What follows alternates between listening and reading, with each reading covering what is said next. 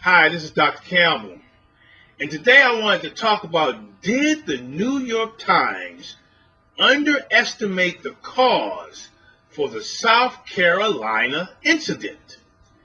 Now, according to a recent article, a New York Times writer has narrowed the cause for the South Carolina incident to one entity that operates within the school district. School districts do not operate as isolated or individual components. The primary cause for the South Carolina incident hinges on the relationship between teachers and students. Now, according to the article, School Kids in Handcuffs, the author ascertains that the cause for the South Carolina incident rests with the security program at the school. The author continues to explain the present civil rights complaints that the school district is presently encountering. For example, in May 2015, the Justice Department opened an investigation regarding the security program in Richland County, South Carolina. Even though the local sheriff's department has cooperated, details regarding the investigation are not available to the public. The authors of this article, who call themselves the editorial board, have made a grievous error in supporting the thought that the South Carolina incident is a product of one entity within a system that has many parts that are interdependent of each other.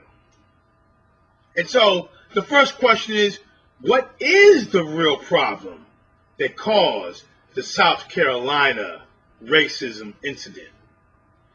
The real problem that caused the South Carolina incident was the relationship between the teacher and the students.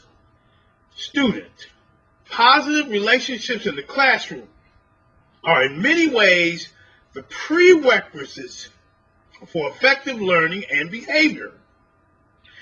The positive relationship between this student and her math teacher were non-existent. A closer look at the events that led to the South Carolina incident revealed that the student was having problems at home. It was reported that the student had recently been placed in a foster home due to the death of both of her grandparents. Teachers who have positive relationships with their students are able to show students that they care about them. Good teacher-student relationships include teachers communicating to students that they care about them.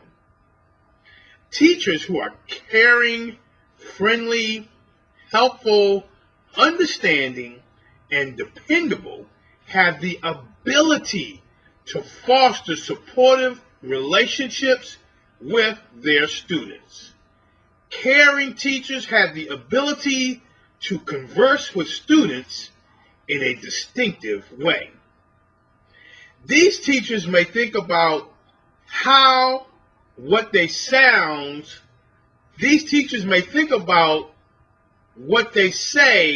sounds from the student's point of view. They will respond authentically and respectfully rather than giving patronizing pats on the head.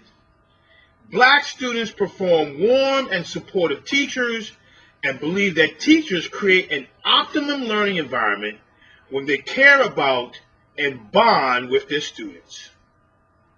The other problem that caused the South Carolina incident was that the student became non-compliant with the teacher's request. When students become non-compliant in the classroom, it results into a classroom disruption.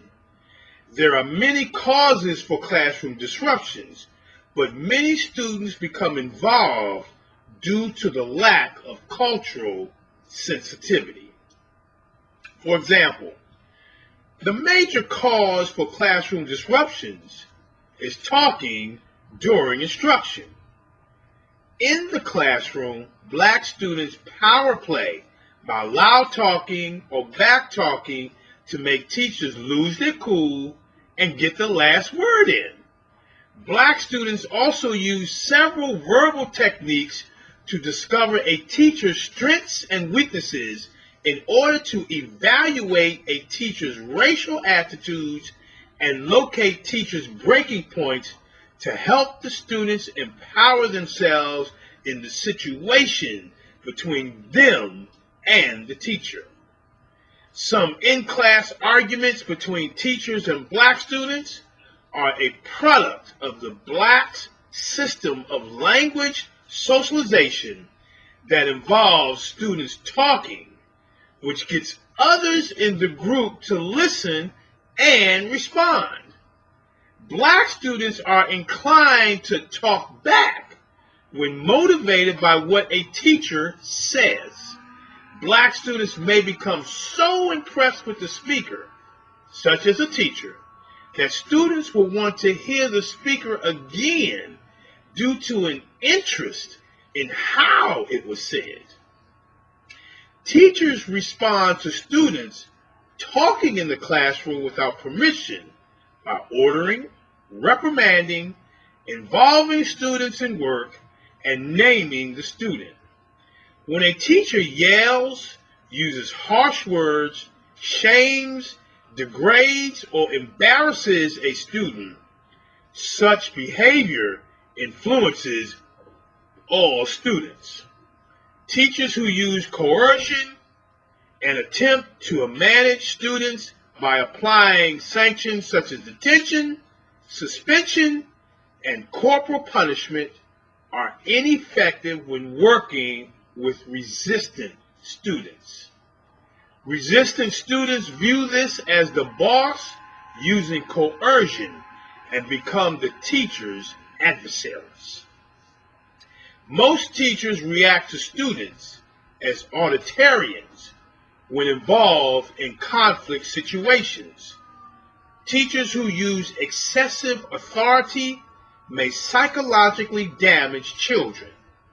When working with difficult students, most teachers focus their conversations on what the students are lacking by coercing, reminding, or lecturing the students on what they should be doing, which does not build positive relationships and can make matters worse, which was the eventual ending of the South Carolina racism incident. This is Dr. Campbell. You can read about this article as well as additional information on our blog at our website at www.positiveracialrelationships.com. If you want to talk about it, you can call me on my direct line, 856-566-3267. Have a great day, and thank you very much. Yeah. Be sure to check out positiveracialrelationships.com. Check it. Look, pull your pencils out, class is in session. Let's focus on loving our neighbor without a question. Visit positiveracialrelationships.com. Leading classrooms together like a marriage bond. Kick racism out, that ain't what life's about. For more information, check the website out.